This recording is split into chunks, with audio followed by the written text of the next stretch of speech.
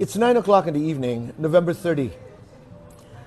Kakatapos pa lamang po ng aming dinner kasama ang aking mga kaibigan at associates dito sa isang restaurant sa Quezon City.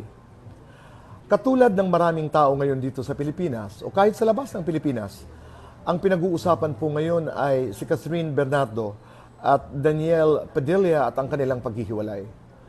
At tunay na napakalungkot ho ng balitang ito para sa mga Katniels, para sa mga kaibigan, para sa mga fans, and that includes me.